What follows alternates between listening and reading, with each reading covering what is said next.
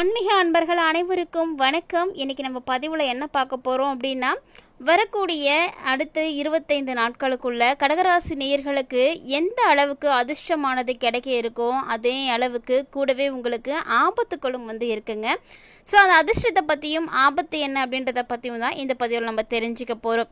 கண்டிப்பாக கடகராசி நேயர்களுக்கு இந்த பதிவு ரொம்ப ரொம்ப பயனளிக்கக்கூடிய வகையில் இருக்கும். ஸோ ஸ்கிப் பண்ணிடாமல் ஃபுல்லாக பார்த்து பயன்பெறுங்க. அடுத்து வரக்கூடிய 25 நாட்களில் ஏற்படக்கூடிய கிரக மாற்றத்தின் அடிப்படையில் கடகம் ராசி நேயர்களுக்கு பல விஷயங்கள் பார்த்தீங்கன்னா சாதகமாகவும் ஒரு சில விஷயங்கள் உங்களுக்கு பாதகமாகவுமே நடக்க இருக்குங்க.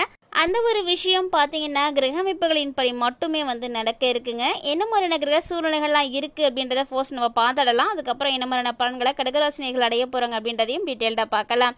வீடியோக்குள்ளே போகிறதுக்கு முன்னாடி நீங்கள் இன்னும் நம்ம சேனலை சப்ஸ்கிரைப் பண்ணாமல் இருக்கீங்க அப்படின்னா மறக்காம சேனலை சப்ஸ்கிரைப் பண்ணிக்கோங்க. கூடவே பக்கத்தில் இருக்கிற பெல் சிம்பிளையும் கிளிக் பண்ணிக்கோங்க. அப்போ தான் நாங்கள் போடக்கூடிய வீடியோக்கள் எல்லாமே உங்களுக்கு நோட்டிஃபிகேஷனாக உடனுக்குடன் வந்தடையும். நீங்களும் பார்த்து பயன்பெறலாம். வாங்க வீடியோக்குள்ளே போகலாம். தமிழ் வருடத்தினுடைய அதாவது விசுவாச வருடத்தினுடைய தமிழ் மாதமான ஆனி மாதம் பிறக்க இருக்குங்க. எப்போ பிறக்க போகுது அப்படின்னு பார்த்தீங்கன்னா ஜூன் 15ஆம் தேதி அன்னைக்கு பிறக்க இருக்கு. ஸோ ஜூன் மாதம் 15ஆம் தேதியிலிருந்து ஜூலை மாதம் 16ஆம் தேதி வரைக்குமே தமிழ் மாதமான ஆனி மாதம் தான் கடைபிடிக்கப்படுது. பொதுவாக மாத கிரகங்கள் அப்படின்னு சொல்லக்கூடிய சூரியன், செவ்வாய், புதன், சுக்கிரன் இந்த 4 கிரகங்களை வைத்து தான் அந்தந்த மாதத்திற்கான பலன்களை கணக்கீடு செய்யப்படுது. ஸோ இதில் சூரியனுடைய பயிற்சி அப்படிங்கிறது ரொம்ப ரொம்ப முக்கியமானது. ஏன்னா இந்த சூரியனுடைய பயிற்சியை வைத்து தான் தமிழ் மாதமே கணக்கீடு செய்கிறாங்க. ஸோ பார்த்தீங்கன்னா இது வரைக்கும் ரிஷபத்தில் பயணித்து வரக்கூடிய சூரியன் ஜூன் மாதம் 15ஆம் தேதிக்கு அப்புறமா மிதுன ராசிக்குள்ளே என்ட்ரியாக போகிறாரு. ஸோ இதில் உங்களுக்கு புதிய தமிழ் மாதமான ஆனி மாதம் பிறக்க போகுது. ஸோ அடுத்து வரக்கூடிய 25 நாட்கள் அப்படிங்கும் பொழுது உங்களுக்கு ஆனி மாதம் ஸ்டார்ட் ஆகிடும். அதில் என்ன மாதிரியான விஷயங்கள் எல்லாம் ஏற்பட போகுது, உங்களுக்கு கிரக சூழ்நிலைகள் எப்படி இருக்குது அப்படின்றது எல்லாத்தையுமே டீட்டெயில்டாக பார்த்து தெரிஞ்சுக்கலாம். புனர்பூசம், ஆயில்யம், பூசம் ஆகிய 3 நட்சத்திரமும் 9 பாதங்களையும் கொண்ட ராசி தான் கடகம் ராசி. ஸோ கடகராசி நேயர்களுக்கு ராசி அதிபதியாக இருக்கக்கூடிய கிரகம் சந்திரனுங்க. இந்த சந்திரன் அதிவேகமாக செல்லக்கூடிய ஒரு கிரகம். வருட கிரகங்கள் பார்த்தீங்கன்னா உங்களுக்கு எந்த கிரகமுமே சாதகமாக இல்லை அப்படின்னு தான் சொல்லணும். வருடாந்திர கிரகங்கள் அப்படின்னா ஒரு வருஷத்துக்கு ஒரு முறை 2 வருஷத்துக்கு ஒரு முறை மாறக்கூடிய கிரகங்கள் தான். அதில் மெயினாக பார்க்கக்கூடியது சனி பயிற்சி மார்ச் மாதமே நடந்துச்சு. இந்த சனி பார்த்தீங்கன்னா 2 ஆண்டுகளுக்கு ஒரு முறை தான் மாறுவார். அதை தொடர்ந்து பார்த்தீங்கன்னா உங்களுக்கு ராகு கேதுவினுடைய பயிற்சியும் குரு பயிற்சியும் தற்போது நடந்து முடிஞ்சிருக்கு. ஸோ ராகு கேது பார்த்தீங்கன்னா 1 ஆண்டுகளுக்கு ஒரு முறை மாறக்கூடியவர். அதே போல் குருவும் அப்படி தான் 1 வருஷத்துக்கு ஒரு முறை மாறக்கூடியவர். இந்த வருடாந்திர கிரகங்களும் உங்களுக்கு சாதகமாக இல்லை இந்த டைமில், அதுதான் மெயின். அதே போல் 12ல் குருவும் பார்த்தீங்கன்னா மறைஞ்சு இருக்கிறாரு. ஸோ சனி ராகுவும் 8வது இடத்துலையும் கேது 2வது இடத்துலையும் இருக்கிறாங்க. இதனுடைய அடிப்படையில் தான் உங்களுக்கு இந்த பலன்கள் கணக்கீடு செய்யப்பட்டிருக்கு. ஸோ உங்களுக்கு வெற்றி வாய்ப்புகள் அதிகமாக கிடைக்குமா அப்படின்னா கண்டிப்பாக வெற்றி இருக்குங்க. ஏன்னா கடகராசி நேயர்களுக்கு பல விஷயங்கள் இப்போ சாதகமாக நடக்க போகுது. ஏன்னா உங்கள் ராசிக்கு 10வது இடத்துல சுக்கிர பகவான் இருக்கிறாரு. 11ஆம் அதிபதி 10ல் இருக்கிறது ரொம்ப ரொம்ப சிறப்பானது. அதாவது வேலையே இல்லாதவர்கள் கடகராசினியர்கள்லாம் இந்த டைமில் நீங்கள் நிச்சயமாக வேலைக்கு ட்ரை பண்ணுங்கள், வேலை கிடைக்கும். என்ன வேலை உங்களுக்கு வேணும்னு நினைக்கிறீங்களோ அதுக்கான முயற்சிகளை நீங்கள் செஞ்சீங்கன்னா அந்த வேலையே உங்களுக்கு கிடைக்குங்க. ஆனால் வேலைக்கு உண்டான வருமானம் கிடைக்குமா அப்படின்னா கண்டிப்பாக அதில் பாதிப்புகள் இருக்குது அப்படின்னு தான் சொல்லணும். ஜூன் 29க்கு அப்புறம் பார்த்தீங்கன்னா உங்களுக்கு கிரகங்களுடைய ரொம்ப ரொம்ப சிறப்பான ஒரு சுபகிரகமாக இருக்கக்கூடிய சுக்கிரனுடைய பயிற்சி இருக்குது. அதாவது 29ஆம் தேதிக்கு அப்புறமா 11வது இடத்துல ஆட்சி பெற போகிறார் இவர். அதனால் நிச்சயமாக நீங்கள் நினச்ச விஷயத்த கண்டிப்பாக நடத்தி கொடுப்பாரு. நிறைய வெற்றி வாய்ப்புகளானது உங்களுக்கு கிடைக்க போகுதுங்க. சொல்லப்போனால் உங்களுடைய எண்ணங்கள் அனைத்துமே பூர்த்தியாக போகுது அப்படின்னு கூட வச்சுக்கலாம். இது எப்போன்னா ஜூன் 29க்கு அப்புறமா சுக்கிரன் பயிற்சி ஆனதுக்கு அப்புறமா உங்களுக்கு நடக்க ஆரம்பிச்சிடும். இந்த டைமில் 12ஆம் வீட்டுக்கு அதிபதி புதன் உங்களுடைய ராசியில் 12வது இடத்திலே ஆட்சி பெற்று அமர்ந்திருக்கிறாரு. மேலும் இந்த கிரகம் இன்னும் ஒரு வாரத்தில் உங்களுடைய ராசியிலே அமர போகிறாருங்க. இந்த டைம் எப்படி இருக்கும் அப்படின்னு பார்த்தீங்கன்னா நிச்சயமாக உங்களுக்கு செலவு அப்படிங்கிறது இருக்குங்க. அந்த செலவு சின்ன சின்ன செலவுகளாக தான் இருக்கும். சொல்லப்போனால் சின்ன சின்ன செலவுகளாக இருந்தாலுமே அடிக்கடி செலவு வரும்பொழுது அது நமக்கு பெருசாக தான் தெரியும் இல்லையா? அதே போல் தான் சின்ன சின்ன செலவுகள் அதெல்லாம் ஏற்பட தான் செய்யும். ராசிக்கு 2ஆம் அதிபதியும் 12ஆம் இடத்துக்கு போக போகிறாரு. கண்டிப்பாக உங்களுக்கு செலவு இருக்குங்க. அந்த செலவு நீங்கள் பயப்படுற அளவுக்குலாம் இருக்காது, சுப செலவாக தான் இருக்கும். ஸோ ஏதாவது ஒரு ஃபங்க்ஷனுக்கு போகிறதோ அல்லது உங்கள் வீட்டில் ஏதாவது ஃபங்க்ஷன் வைக்கிறதோ இந்த மாதிரி சின்ன சின்ன செலவுகள், உங்கள் வீடு கட்டலாம், நகை வாங்கலாம், ஏதாவது ஒன்று நீங்கள் செய்கிற மாதிரி தான் இருக்கும். சுப செலவுகளாக தான் இருக்கும். அதனால் கடகராசினியர்கள்லாம் பயப்படாதீங்க, செலவு இருக்கே அப்படின்ட்டு. சுப செலவுகளாக தானே இருக்குது, அதனால் கவலைப்பட தேவையில்லை. நீங்கள் என்ன விஷயத்தில் கவனமாக இருக்கணும் அப்படின்னு பார்த்தீங்கன்னா, வண்டி வாகன பயணத்தில் தான் கவனமாக இருக்கணும். ஏன்னா ராசிக்கு 2வது இடத்துல செவ்வாய் இருக்கிறாரு. செவ்வாய் இருக்கிறார் அப்படின்னா அந்த இடத்துல நீங்கள் எப்படி இருக்கணும்னா, பேச்சில் வந்து ஒரு கடினமானது இருக்கும்.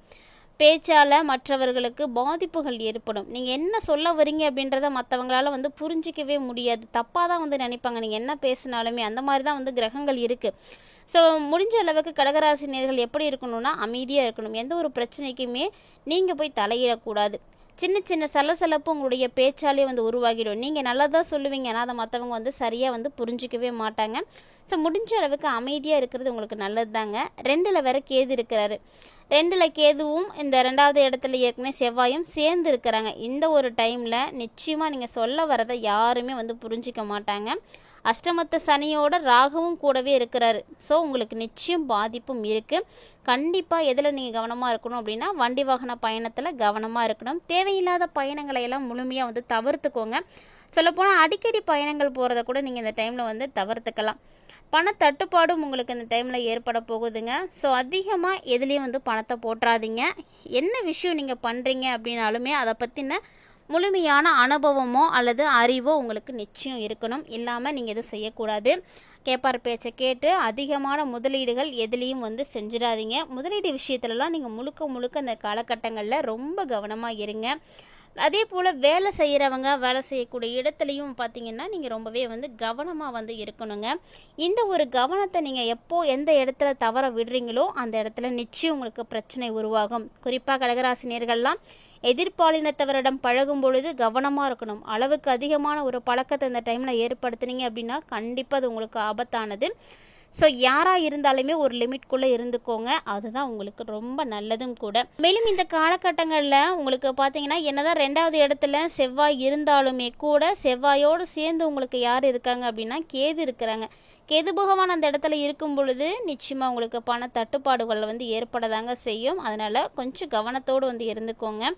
தேவையில்லாத விஷயங்களுக்காக நீங்கள் அதிகப்படியான பணத்தை வந்து செலவு செய்கிறது இந்த டைமில் அவ்வளவு நல்லது கிடையாது. ஏன்னா எதிர்காலம் அப்படின்ற ஒன்று இருக்குது. அந்த எதிர்காலத்திற்காக கொஞ்சமாவது நம்ம வந்து சேமிக்க பழகணும். அனாவசியமான செலவுகளை எல்லாம் தவிர்த்துட்டு அத்தியாவசியத்துக்கான செலவுகளை நீங்கள் எடுத்துக்கிட்டீங்க அப்படின்னாவே போதுமானதாக இருக்கும். நல்லபடியாக இருக்கலாம். என்னடா அதிர்ஷ்ட வாய்ப்புகள்லாம் கிடைக்குது அப்படின்னு நினைக்காதீங்க. ஏன்னா உங்களுக்கு கூடவே ஆபத்துக்களும் இருக்குது அப்படின்றத நீங்கள் மறந்துடக்கூடாது. முயற்சிகள் அனைத்துமே இந்த டைமில் நிச்சயம் வெற்றி பெறுங்க. அதனால் நீங்கள் என்ன வேணாலும் செய்யலாம், தவறு கிடையாது. அதை பற்றிய முழுமையான அறிவும் அனுபவமும் இருக்குது அப்படின்னா நீங்கள் என்ன வேணாலும் செய்யலாம். மேலும் இந்த ஒரு நேரத்தில் உங்களுக்கு செலவுகள் அதிகமாக தாங்க இருக்கும். வரவுக்கு மீறிய செலவாக தான் இருக்கும். ஏன்னா நீங்கள் செலவு செய்கிற அளவுக்கு வருமானம் கண்டிப்பாக வந்து இருக்காது. அதனால் எல்லா விஷயத்திலும் கவனமாக இருக்கணும். ஒருவேளை நீங்கள் ஏதாவது புதுமையான முயற்சிகள் எடுக்கிறீங்க அப்படின்னா அந்த முயற்சிகளை நீங்கள் சந்திராஷ்டம நாட்களில் கண்டிப்பாக வந்து தவிர்க்கணும். புதுமையான விஷயங்களையோ புதுவிதமான பயணங்களையோ எதையுமே வந்து நீங்கள் சந்திராஷ்டம நாட்களில் செய்யவே கூடாது. அதே போல் வேலைக்காக நீங்கள் வெளிநாடு போகலாமா அப்படின்னா கண்டிப்பாக போகலாம். கடகராசினியர்களுக்கு அதற்குரிய யோக அமைப்புகள்லாம் இருக்குது. வேலைக்காக நீங்கள் போகணுன்றவங்களாம் தாராளமாக போகலாம். அதற்குரிய முயற்சிகளையும் நீங்கள் நல்லாவே எடுக்கலாம். குறிப்பாக அதை சந்திராஷ்டம நாட்களில் செய்யாமல் இருந்துக்கோங்க, அதுவே போதும். இல்லை கண்டிப்பாக அந்த நாளில் அந்த விஷயத்தை செய்தியே தான் ஆகணும், அன்னைக்கு தான் செய்யணும் அப்படின்ற ஒரு சூழ்நிலைகள் ஒருவேளை உங்களுக்கு ஏற்படுது அப்படின்னா கவலைப்படாதீங்க. அதுக்கு நாங்கள் எளிமையாக ஒரு பரிகாரமும் வந்து சொல்லியிருக்கோம். அந்த பரிகாரத்தை செய்துட்டு அந்த விஷயத்தை நீங்கள் செய்யுங்க. செய்யாமல் செஞ்சிடாதீங்க. ஏன்னா அதனாலேயும் உங்களுக்கு பாதிப்புகளோ அல்லது தடைகளோ வந்து நீங்கள் பார்க்க வேண்டியிருக்கும். பொதுவாக எந்த ஒரு நல்ல காரியமாக இருந்தாலுமே அதனால் ஏற்படக்கூடிய பாதிப்புகள் வந்து குறையணும் அப்படின்னா எளிமையாக செய்யக்கூடிய பரிகாரங்கள் ரொம்ப ரொம்ப முக்கியமானது. அந்த வரிசையில் இப்போ நீங்கள் என்ன பண்ணணும் அப்படின்னு பார்த்தீங்கன்னா, நீங்கள் ஏதாவது முக்கியமான விஷயத்தை சந்திராஷ்டம நாட்களில் செய்தே ஆகணும் அப்படின்ற பட்சத்தில் அருகில் இருக்கக்கூடிய பசு மாட்டுக்கு நீங்கள் அகத்திக்கீரையை கொடுத்துட்டு அதுக்கப்புறம் போய் நீங்கள் என்ன செய்யணுமோ அதை வந்து செய்யுங்க. அப்போ தான் உங்களுக்கு அதை நல்லபடியாக வந்து நடந்து முடியும். இந்த பதிவு பார்த்தீங்கன்னா பல இன்ட்ரெஸ்டிங்கான தகவல்களானது. கண்டிப்பாக வந்து கடகராசினியர்கள் வந்து பார்த்து தெரிஞ்சுக்கிறதுக்கு யூஸ்ஃபுல்லாக இருந்திருக்கும்னு நினைக்கிறேன். வீடியோ பிடிச்சிருந்தால் லைக் பண்ணுங்கள், ஷேர் பண்ணுங்கள், மறக்காமல் கமெண்ட் பண்ணுங்கள். மேலும் இது போல் பல இன்ட்ரெஸ்டிங்கான தகவல்களை எல்லாம் நீங்கள் உடனுக்குடன் பார்த்து தெரிஞ்சுக்கணும் தெரிஞ்சுக்கணும் அப்படின்னு ஃபீல் பண்ணுறீங்களா? மறக்காமல் அப்போ நம்ம சேனலை சப்ஸ்கிரைப் பண்ணிவிட்டு ஃபாலோ பண்ணிக்கோங்க. மேலும் உங்களுடைய ஃபேமிலியில் யாருக்கெல்லாம் கடகராசியானது இருக்குது அப்படின்றத மறக்காமல் கமெண்ட் பாக்ஸில் வந்து கமெண்ட் பண்ணுங்கள். இந்த நாளில் உங்களுக்கு ஏற்படக்கூடிய மாற்றங்கள் அப்படின்றது அதிர்ஷ்டத்தோடு சேர்ந்து இருக்கிறதுனால எல்லா விஷயத்துலையுமே கூடுதல் கவனமும் வந்து தேவையானது. இந்த பதிவில் நீங்கள் பார்த்த தகவல்களை போல் பல இன்ட்ரெஸ்டிங்கான தகவல்கள் நம்மளுடைய சேனலில் தினந்தோறுமே நம்ம பதிவேற்றம் செய்துட்டு தாங்க இருக்கும். ஸோ அதையும் நீங்கள் மிஸ் பண்ணாமல் வாட்ச் பண்ணி நல்ல ஒரு பயன்களை எல்லாம் பெற்றுக்கோங்க. மீண்டும் மற்றும் ஒரு சுவாரஸ்யமான ஆன்மீக தலைப்பில் சந்திக்கலாம்.